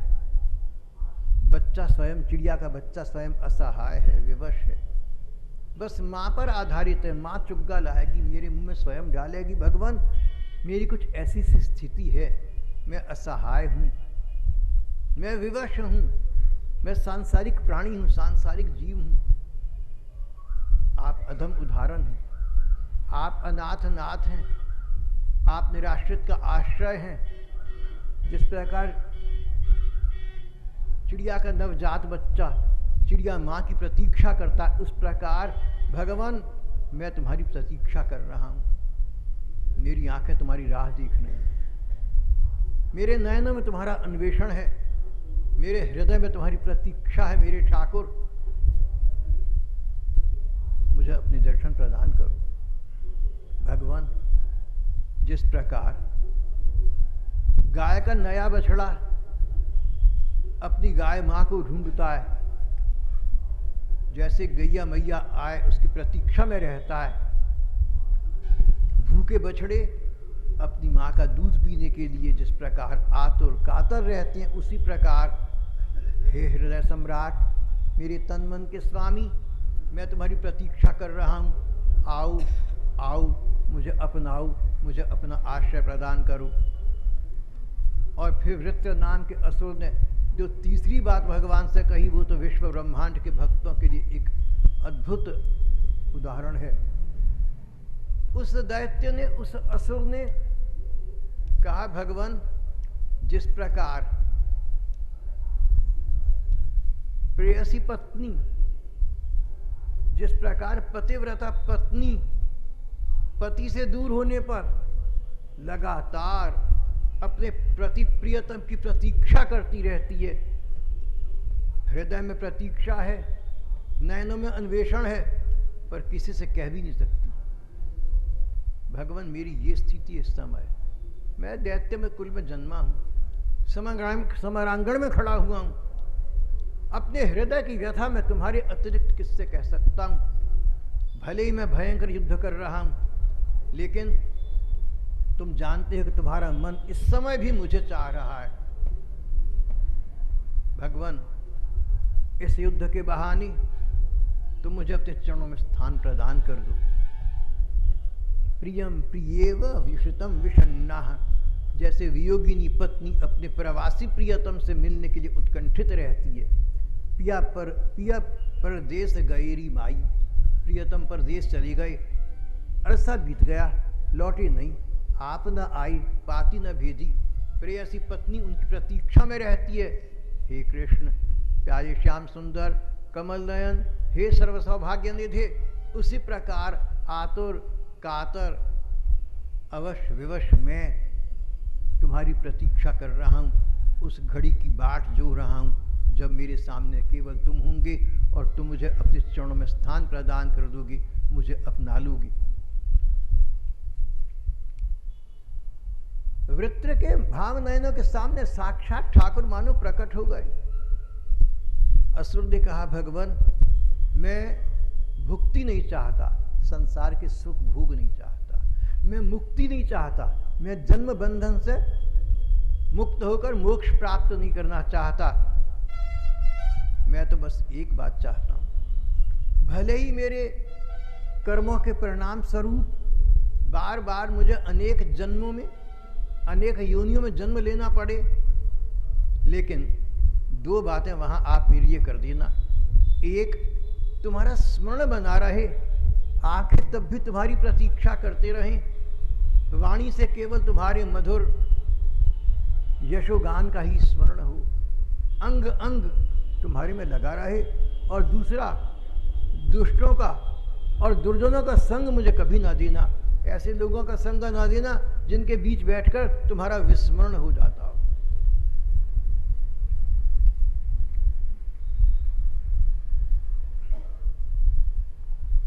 और फिर आत्मबल से संपन्न संज्ञा को प्राप्त हुए वृत्रासुर देवराज इंद्र को देखा सामने। देवराज इंद्र भी सब समझ चुके थे, भैया मैं तो भगवान से सुख भोग चाहता हूं अपने लिए, लेकिन ये भगवान से उन भगवान ही को चाहता है, समझ चुके थे। उन देवराज इंद्र से वृत्रासुर ने कहा कि इंद्र, तुम मेरे स्वामी को जानते नहीं, मेरे स्वामी भगवान, अपने स्वामी को नहीं कहा, तू तो तेरे स्वामी तो तेरे इंद्रियों के सुख भोग हैं, तू तो उनका दास है, और मैं दास हूं भगवान का, मेरे स्वामी मेरे ठाकुर हैं। इंद्र, मेरे स्वामी कैसे हैं तुम जानते हो? अगर उनका भक्त उनसे दुनियावी वस्तुओं की कामना रखता भी हो तो पूरा नहीं करते, कारण वो तो उसको अपने आप को प्रदान कर देना चाहते हैं। ततोनुमेयो भगवत प्रसादु, सच बात यह है कि भगवान जब अपने भक्त को सांसारिक सुख भोग न देकर उनसे वंचित कर देते हैं, तभी यह अनुमान होता है, तभी यह प्रमाणित होता है, तभी यह अनुभव होता है कि भगवान का प्रसाद, उनकी दया दृष्टि मुझे प्राप्त है। इंद्र, मुझे श्री कृष्ण की दया दृष्टि प्राप्त है, इसलिए स्वर्ग राज्य मुझे क्यों देंगे, सुख भोग क्यों देंगे मुझे? वो विषयों के विषय श्री कृष्ण हैं, सुखों के केंद्र श्री कृष्ण हैं, रस के केंद्र वीरसी केंद्र मुझे अपनी प्राप्ति करा देंगे। ये स्वर्ग के सुख भोग तुम्हें मुबारक हो। देखिए, भयंकर रक्त पिपासु शत्रु इंद्र ये कहते न रह सका कि वृत्र तुम धन्य हो, तुम्हारा जीवन धन्य है। सचमुच हम तो सांसारिक भोग में फंसे रह गए, सचमुच तुम हमारे भगवान विष्णु के विशेष कृपा पात्र हो। लेकिन आम साधारण मनुष्य सच्चाई को जान लेने के बाद, सच्चाई को मान लेने के बाद भी उसको जीवन उतार नहीं पाता। देवराज इंद्र ने ऐसा कहते कहते अपने दधीचि ऋषि की हड्डियों से बने उसी वज्र का वृत्रासुर पर प्रहार किया। वृत्रासुर का वध हो गया। वृत्रासुर यही चाहता था, कब मरी हो कब पाई हो पूर्ण परमानंद। I hope to see my pilot face to face when I cross the bar. बस नदी को पार करके, संसार सागर को पार करके, संसार के सागर के पार, उस पार मेरे नैया के खवैया मेरे श्री कृष्ण विराज रहे हैं। उनसे जाने के लिए मेरे प्राण तरस रहे हैं। वृत्रासुर की ये अतृप्त आकांक्षा आज तृप्त हो गई। सबके देखते देखते पश्यताम सर्वलोका नाम, सब लोगों के सामने चमत्कार हुआ। वृत्रासुर का वध हुआ। वृत्रासुर के हृदय से उसकी अंतर ज्योति बाहर आई, जीवात्मा बाहर निकली। यमराज लेने नहीं आई, यमदूत नहीं आई, विष्णुदूत भी नहीं आई, स्वयं भगवान विष्णु के चरणों में विलीन हो गई। वृत्र नाम के असुर को सदा सदा के लिए श्री भगवान के धाम की और चरणों की सेवा प्राप्त हो गई। उसने तो अपना जीवन सफल कर लिया। हम लोगों के लिए एक उदाहरण छोड़ गया। संसार के सामने चाहे हम कैसे भी हों, हम जीवन के संघर्ष में निरत हों, संसार के किसी रण में लगे हुए हों, संसार के सामने हम कैसे हों, लेकिन हमारा मन भगवान में लगा रहे। और भगवान जानते हो इस बात को कि हमारा मन उनमें है, तो वे भगवान हमें अपनी प्राप्ति करा देंगे। भगवत प्राप्ति ही जीवन का चरम लक्ष्य है। और प्राप्ति भी प्रेमिल प्राप्ति, प्रीतिपूरित प्राप्ति, अनुरागमयी प्राप्ति। वृत्र ने शत्रुकुल में, युद्धकुल में जन्म लिया था। कहने को तो भयंकर दैत्य था, राक्षस था, लेकिन देवराज इंद्र के परिपोषक भगवान की प्राप्ति सबके देखते देखते तुरंत कर ली। श्रीमद् भागवत कहती है पश्यताम सर्वलोका नाम। देखो चमत्कार वो है जो मानने और न मानने वाले सबको दिखे, जानने और न जानने वाले सबको दिखे। हमारे इतिहास में, हमारे धर्म ग्रंथों में, हमारी अर्वाचीन भक्त गाथाओं में जहाँ पर चमत्कार हुए, भक्तों के हुए, संतों के हुए, ऋषि मुनियों के हुए, वो सब के सब चमत्कार ऐसे नहीं थे कि हम दूसरों को समझाएं, हम दूसरों को विवश करें कि हमारी बात मान जाओ। स्वयं दिख रहा था सबको। देवराज इंद्र, देवता, दैत्य और उपदेवता सबके देखते देखते for all the world to see, पश्यताम सर्वलोकानां, सारा संसार देख रहा था। वृत्रासुर की आत्मज्योति श्री भगवान के चरण में सन्निहित हो गई। सदा सदा के लिए भगवान ने उसको अपना लिया। हमारे वक्ता, हमारे कथाकार भगवान शुकदेव जी महाराज कहते हैं, परीक्षित देखो कितना आश्चर्य है। जो दैत्य था उसने सदा के लिए भगवान को पा लिया, सो भी प्रेम रूप में पा लिया। जैसे कोई प्रेयसी पत्नी अपने प्रियतम पति को प्राप्त कर ली, भगवान का प्रेम प्राप्त कर लिया। और देवराज इंद्र स्वर्ग और संसार के सुख भोगों तक सीमित रहे, उसी में संतुष्ट रहे। वृत्रासुर की प्रेमा भक्ति धन्य है। परीक्षित ने कहा है, ब्राह्मण आपकी बात तो कितनी अमृत के समान मृदुल मीठी है, समझ आ रही है, लेकिन एक बात समझ नहीं आई, ये हुआ कैसे? एक जघन्य दैत्य ने भगवान के प्रेम को प्राप्त कर लिया, देवराज इंद्र उससे वंचित रहे, तो ये दैत्य ऐसा क्या पुण्य प्रताप इसका उदित हुआ? हाउ के ये कैसे हो गया? मैं समझ नहीं पा रहा हूं भगवान, ब्रह्मन मैं समझ नहीं पा रहा हूं कि इस प्रकार का दुर्धर्ष एक दैत्य स्वयं श्री भगवान को और भगवान की परमोच्च सर्वोच्च प्राप्ति को उपलब्ध कर गया। इसमें कोई रहस्य छिपा हो और उसको जानने का पात्र आप मुझे समझते हो तो मुझे बतलाइए, और अगर मुझ में पात्रता नहीं है ब्रह्मन तो मुझे पात्रता प्रदान कीजिए कि आपके दिए गए उत्तर को सुनकर मैं समझ सकूं और उसको आत्मसात कर सकूं। तब सुखदेव जी ने इस वृत्रासुर का पूर्व वृत्तांत सुनाया, पिछले जन्म का हालचाल सुनाया।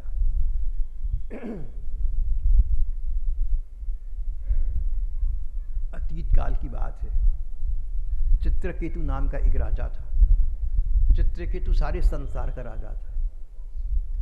भागवत में लिखा है कि उसकी 100 करोड़ पत्नियां थीं। 100 करोड़ जितनी भारत की लगभग जनसंख्या है। विद्वानों का कहना है कि 100 करोड़ पत्नियों का मतलब बहुत ज्यादा है। राजा चित्रकेतु के संतान न होती थी, उन्होंने करोड़ों पत्नियों को ट्राई किया लेकिन संतान न हुई। एक राज देवराज एक बार राजा के पास देवर्षि नारद पधारे, अंगिरा नाम के ऋषि के साथ थे। बात सुनी तो देखा कि राजा को यह समझाना व्यर्थ है कि भाई संतान का मोह छोड़कर तुम भगवान में लग जाओ। जब संसार का कोई सुख तुम्हें ना मिले, जब आपको संसार का कोई सुख न मिले ना, तो समझ ज्यादा भगवान तुम्हें अपना सुख देना चाहते हैं। जब भगवान आपको किसी सांसारिक अभाव से ग्रस्त कर दें, समझना उसकी पूर्ति स्वयं करना चाहते हैं। जब जीवन में कोई कष्ट आ जाए, समझना भगवान उसकी परिपूर्ति अपनी आत्मीयता से करना चाहते हैं। भगवान की विधान में नकारात्मक कुछ नहीं होता, जो कुछ है सकारात्मक होता है। लेकिन ये बात समझने का अधिकार, ये बात समझने की सामर्थ्य, इच्छा राजा में नहीं थी। दोनों ऋषि समझ गए, आशीर्वाद दिया, एक विधान बताया, इसके द्वारा तुम्हारी संतान होगी, और संतान हुई। राज दरबार परिवार में हर्ष प्रसन्नता छा गई। लेकिन प्रसन्नता कितने दिन की है कौन कह सकता है। उस नवजात बच्चे के प्रति महाराजाधिराज का अनुराग, उनकी आसक्ति बढ़ती गई। अब हर समय बस उस बच्चे को प्यार करते, लाड़ लड़ाते, उस बच्चे की चर्चा करते, और या उसकी माँ की, महारानी की, पटरानी की।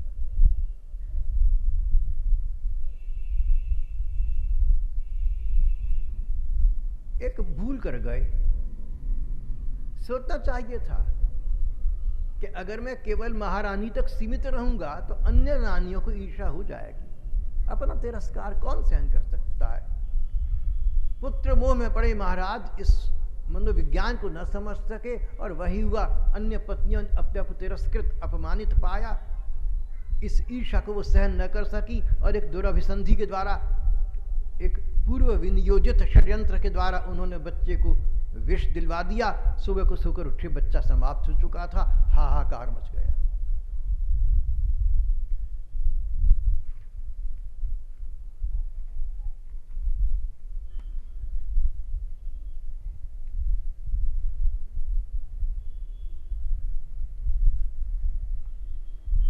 सारा राज दरबार रुदन, क्रंदन, चीत्कार और हाहाकार से भर गया। राजा चित्रकेतु मर्यादा भूलकर, राजोचित व्यवहार भूलकर फूट फूट कर रो रही थी।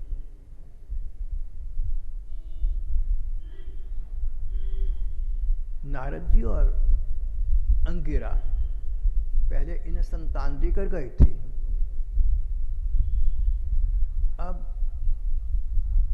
उन सर्वज्ञों ने जाना कि कष्ट से ग्रस्त है ये, समझाने के लिए पास आई। राजा इतना जार जार रो रहा था। राजा की आंखों में आंसू इस प्रकार धाराएं बह रही थीं कि पुत्र दाता को न पहचाना। जिन्होंने पुत्र प्रदान किया था उनको पहचाना नहीं। आप लोग कौन है महाराज, मैं पहचान नहीं पा रहा हूं, अपना परिचय दीजिए। आप दुख या अभाव की प्रतीति संसार को लेकर हो तो भी बड़ी असह्य हुआ करती है, और यही कष्ट, यही अभाव की स्थिति अगर स्वयं भगवान को लेकर हो तो कौन समझ सकता है।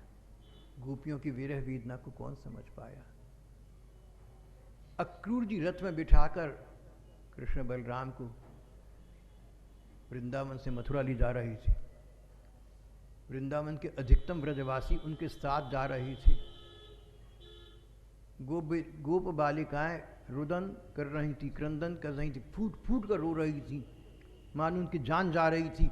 ब्रजवासियों ने कोई चिंता नहीं की, चले गए। किसके कष्ट को कौन समझ सकता है। यही ब्रजवासी जब मथुरा से रिक्त हस्त वापस आए, भगवान ने कहा आप तो वृंदावन जाइए, मैंने तो अपने इन माता पिता को देखना है। तो गोपिकाओं सरीखे रोते हुए आई थी। दूसरे के हृदय की व्यथा को समझना, दूसरे के अभाव को समझना बड़ा कठिन है। और ये अभाव, ये कष्ट, ये वीर व्यथा जब प्रेमदेव श्री कृष्ण को लेकर होती है तब कौन कह सकता है।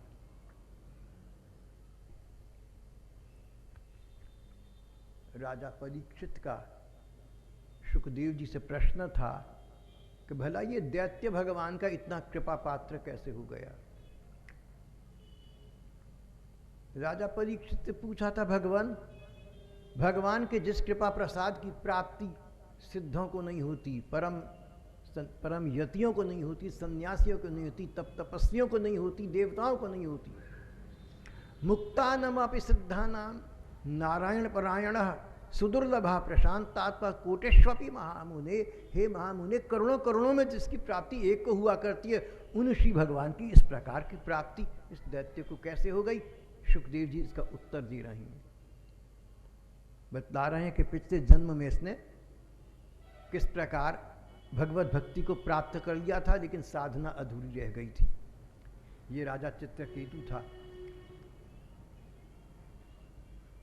नवजात बच्चे के मरने पर जार जार रोया। दोनों ऋषि दोबारा आई, समझाया, अपना परिचय दिया, हाथ जोड़कर सामने बैठ गया।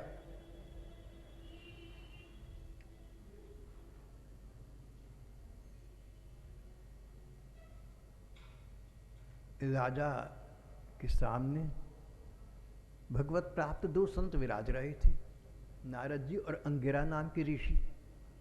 उन्होंने कहा, राजन, आप तो भगवत भक्त हैं, आप तो भक्ति पथ के पथिक हैं, आप तो भगवान को मानते हैं। जब आप भगवान को मानते हैं तो संसार की किसी भी दुखद स्थिति में आपको दुख तो नहीं करना चाहिए, क्योंकि जो कुछ होता है भगवत इच्छा से तय होता है।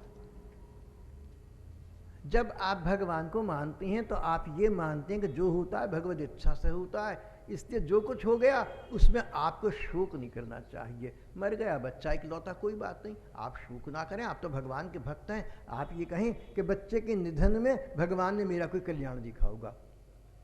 ब्रह्मण्यो भगवत भक्तो नावसीदितु मरहति।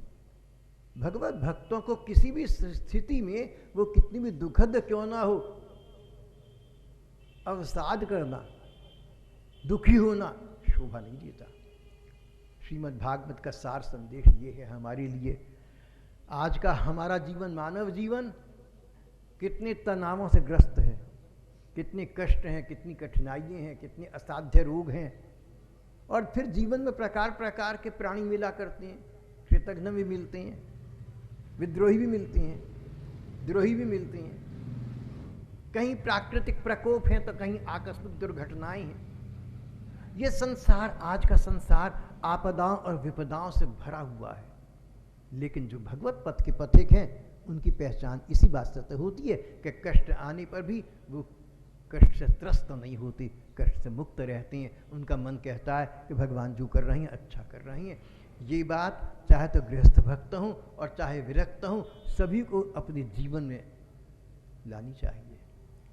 विरक्त भक्तों को तो सांसारिक कारण से किसी दुख या शोक से अपने को सदा मुक्त रखना ही चाहिए।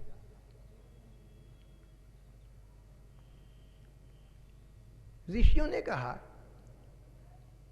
आप भगवत भक्त हैं, आपको तो सुख होना नहीं चाहिए।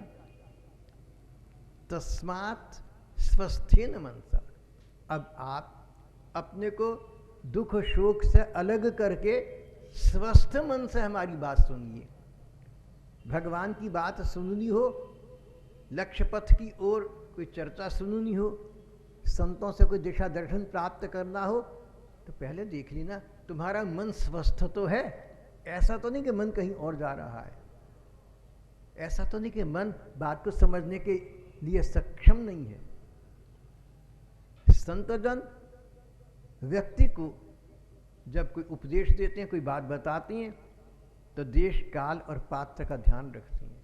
आप कैसी स्थिति में हैं, आपका मन कहाँ है, आप कितनी बात समझ सकेंगे, आपका लक्ष्य क्या है, आपका पथ क्या है। अगर आप अपने गुरुजनों से, अपने संतों से दिशा दर्शन पाना चाहेंगे तो अनेक बातों को ध्यान में रखते हुए ही वे आपका दिशा दर्शन करेंगे।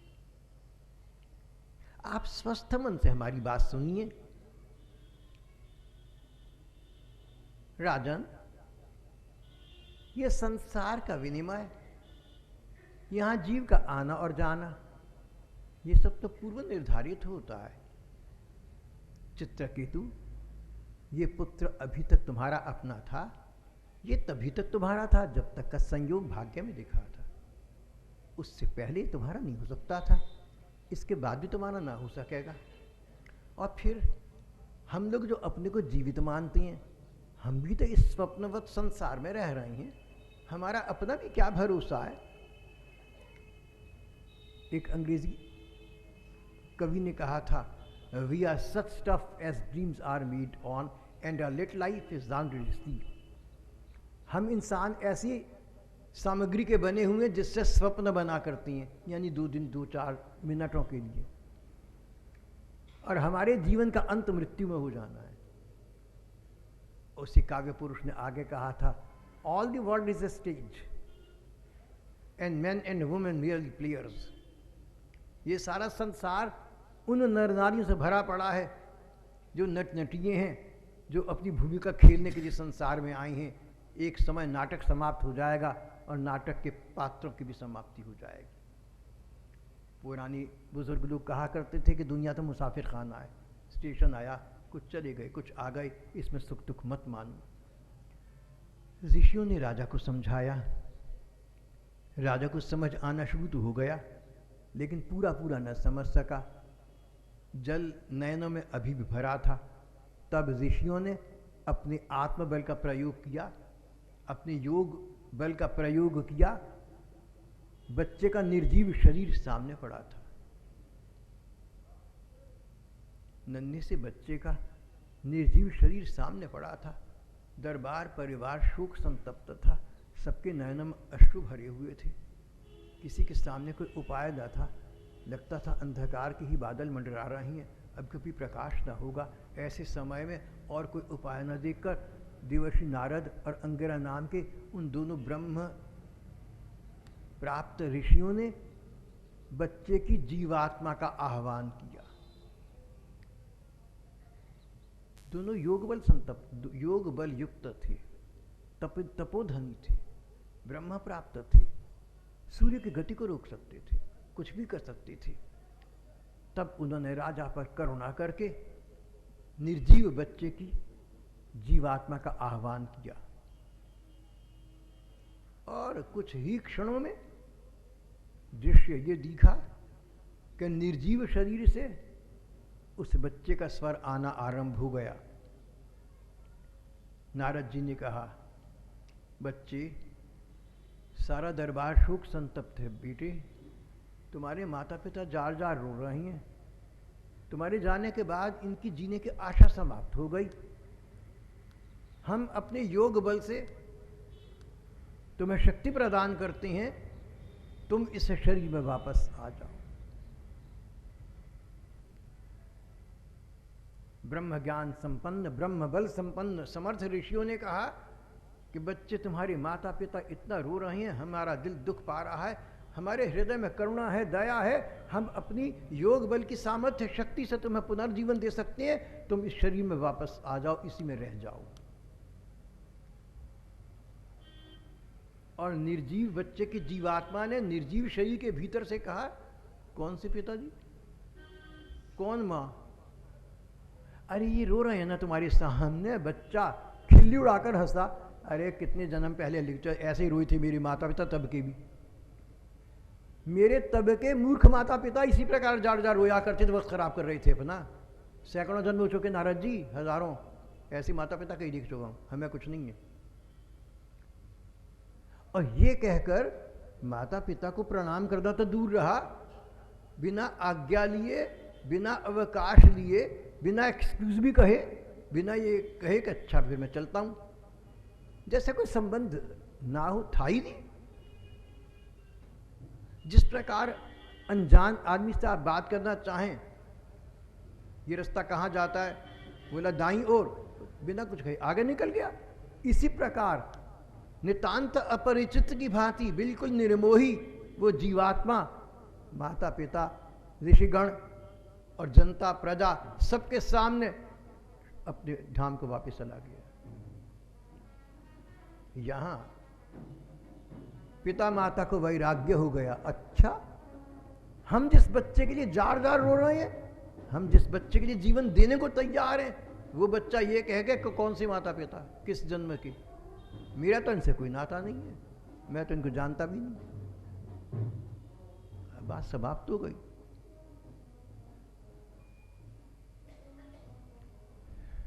अब राजा विवेकवान था, चित्रकेतु समझदार व्यक्ति था, वक्त की नज़ाकत को देख सकता था, हालात का जायजा लेकर उससे सबक सीख सकता था।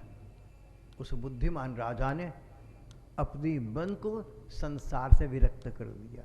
अरे अपना लड़का कितनी कठिनाई से हुआ था, ये कहकर चला गया कौन से माता पिता, और हम इसके पीछे वक्त खराब है, इसके पीछे मर रहे हैं। तो अब हम संयम से काम लेंगे।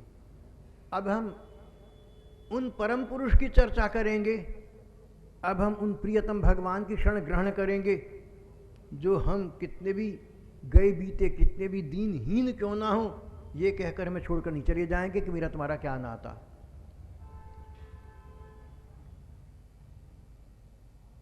Had I but served my master, with half the zeal I served my king, he won't in my age have forsaken with us. Was his last words to Cromwell.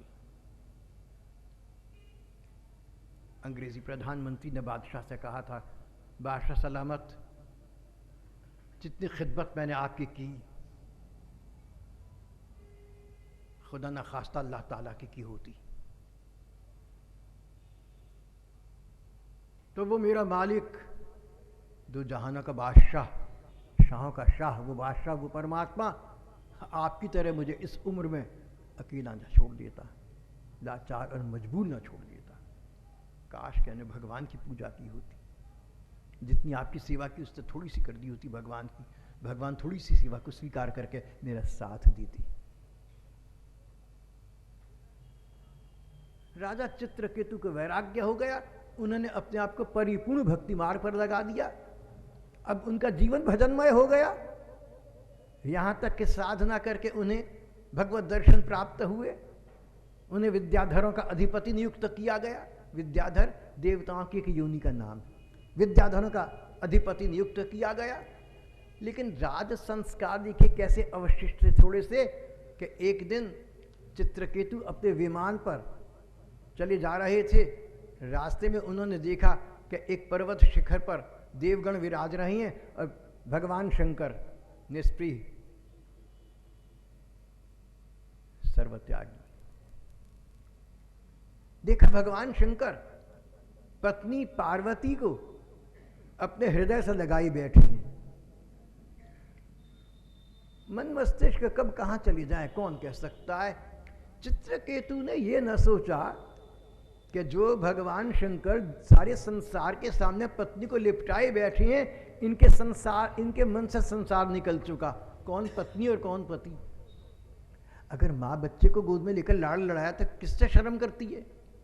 भगवान शंकर के लिए सारा संसार भगवत स्वरूप है, उनके लिए भय क्या, आशंका क्या, लोक लाज क्या, उनके मन में कौन सा विकार है, कौन सी विकृति है, उनके मन में कौन सी स्वार्थ की कामना हो सकती है। ये सच्चाई तो न जागी, क्या संस्कार जागे। अधिकार प्राप्त था ना, भागवत में लिखा अधिकार प्राप्त बड़ा बच के रहना। अधिकार का निरंकुश और स्वेच्छाचारी प्रयोग प्राय हो जाया करता है। चित्रकेतु अपने आप को लगा चुका था भजन मार्ग में, लेकिन एक भूल कर बैठा। बोला भगवान शंकर से, बोला शिव जी आप तो संसार के लिए आदर्श बने फिरते हैं, आपको तो संसार के लिए उदाहरण होना चाहिए, और आप निर्लज्ज की भांति पत्नी को हृदय से लगाए बैठे हैं।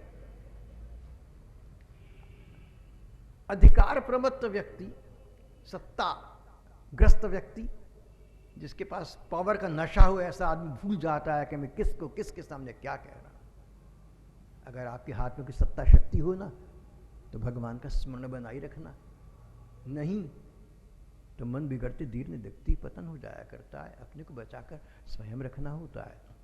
चित्रकेतु ये महा अपराध कर बैठा। और भगवान शंकर, दक्ष वाले भगवान शंकर वहां भी कुछ नहीं बोले मूर्खों की न चर्चा करता हूं न चिंतन। वही भगवान शंकर आज भी न चर्चा न चिंतन, शांत बैठी रहे, उत्तर भी न दिया। लेकिन मां पार्वती पतिव्रता और भगवान शंकर की परम भक्ता अपने पति स्वामी और अपने भगवान शंकर का ये तिरस्कार सहन न कर सकी। देखो जब सती माता का अपमान हुआ ना दक्ष के यज्ञ में, तो भगवान शंकर भी नहीं सहन कर सके थे, वीरभद्र को भेजा था। आज भगवान शंकर का अपमान हुआ तो उनकी भक्ता पार्वती कैसे सहन करती। चित्रकेतु को शाप दिया, अरे दुष्ट पागल, अरे महामूर्ख, भगवान शंकर को देखकर तूने ऐसी दुष्ट बुद्धि की बात कही, ऐसी बिगड़ी बुद्धि की बात कही जो राक्षसों में दैत्यों में हुआ करता, जा तू दैत्य हो जा। ये दैत्य, ये चित्रकेतु कुछ देर के लिए दैत्य हो गया था, असुर हो गया था, वृत्रासुर हो गया था, और उस पाप कर्म का फल भोग कर अपने शुद्ध बुद्ध स्वरूप में स्थित हो गया था। मां पार्वती ने वृत्र नाम के इस असुर को शाप क्यों दिया, इसका कारण था, इसने भगवान शंकर के विषय में आपत्तिजनक बात, गलत बात कही है। क्यों कही? इसके मन में कहीं ना अशुद्धता है। अपने मन में अशुद्धता होती तो बाहर दिख जाती है, इसके मन में कहीं ना कहीं विकार है। भगवत प्राप्ति के लिए, भगवान को परिपूर्ण रूप में प्राप्त करने के लिए जीव का नित्य शुद्ध बुद्ध स्वरूप में स्थित होना अनिवार्य होता है। जब तक मन परिपूर्ण निर्मल न हो जाए तब तक परिपूर्ण प्रेम प्राप्ति, भगवत प्राप्ति नहीं होती। माँ चाहती थी कि मेरा बच्चा परिपूर्ण प्राप्ति करे भगवान की, इसलिए माँ पार्वती ने करुणा परवश होकर शाप का आश्रय लिया, इसको दैत्य योनि दी। जब ये दैत्य बन गया ना, तो ये चिंतन तो भगवान ही का करता रहा। भक्त लोग भगवान का उतना चिंतन नहीं करते जितना अभक्त, असाधु और दुष्ट लोग किया करते हैं, क्योंकि नाता बैर का होता है। प्यार में एक आदमी दूसरे को कुछ देर को भूल सकता है, लेकिन बैर में भूला नहीं जाता, बैरी का याद आता ही रहता है, अनन्य चिंतन होता है। माँ पार्वती यही चाहती थी कि इस मूर्ख बच्चे ने एक भूल कर दी है, इसका अगर अनन्य चिंतन होगा भगवान का तो ये अपने शुद्ध बुद्ध स्वरूप में स्थित हो जाएगा, सदा सदा के लिए भगवान को प्राप्त कर लेगा। और ये दैत्य रूप में जब आया, वृत्रासुर बना, युद्ध हुआ, युद्ध में वध की लीला हुई, और इसके आत्मज्योति भगवान के चरणों में निहित हो गई। सदा सदा के लिए श्री भगवान को इसने प्राप्त कर लिया। भगवान का अनन्य भजन करना अपनी ओर से जीव मात्र का अपने प्रति कर्तव्य है। यहाँ श्रीमद् भागवत का 6वां स्कंध समाप्त हो जाता है और आज का हमारा ये अधिवेशन भी। श्री कृष्ण गोविंद हरे मुरारे, हे नाथ ना